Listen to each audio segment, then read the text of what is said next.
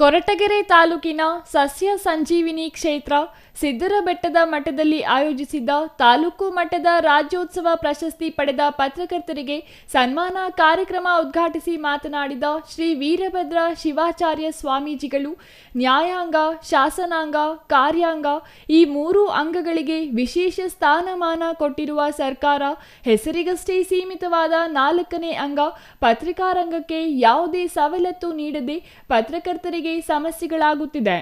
ಸರ್ಕಾರ ಇತ್ತ ಗಮನ ಹರಿಸಿ ಗ್ರಾಮೀಣ ಪತ್ರಕರ್ತರಿಗೆ ನೀಡಬೇಕಾದ ಸೌಕರ್ಯ ನೀಡುವಂತಾಗಲಿ ಎಂದರು.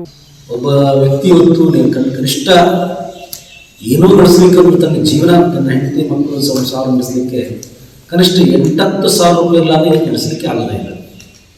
ಅಂಥ ಪರಿಸ್ಥಿತಿ ಒಳಗೆ ಇವತ್ತು ಪತ್ರಕರ್ತರ ಬಗ್ಗೆ ಗಮನ ಹರಿಸಬೇಕಾಗಿರುವಂಥದ್ದು ನಮ್ಮ ರಾಜಕೀಯ ಮುಖಂಡರು ಮತ್ತು ಸರ್ಕಾರಗಳು ಅನ್ನುವುದನ್ನು ಈ ಸಂದರ್ಭದಲ್ಲಿ ಇಚ್ಛೆಪಡ್ತದೆ.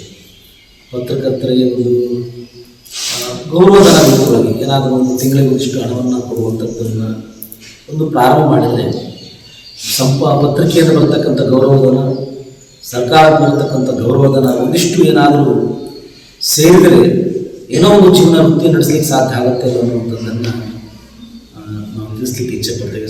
ಸರ್ಕಾರವನ್ನು ಆಗ್ರಹ ಮಾಡ್ತೇವೆ.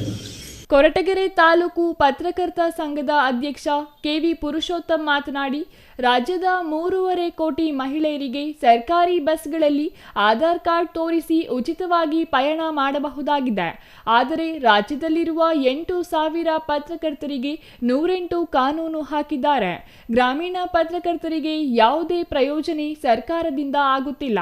ಈಗಲಾದರೂ ಪತ್ರಕರ್ತರಲ್ಲಿ ತಾರತಮ್ಯ ಮಾಡದೆ ಎಲ್ಲ ಪತ್ರಕರ್ತರನ್ನು ಒಂದೇ ಎಂದುಕೊಂಡು ಸರ್ಕಾರ ಸಹಾಯ ಹಸ್ತ ನೀಡುವುದೇ ಕಾದು ನೋಡಬೇಕಾಗಿದೆ ಎಂದರು.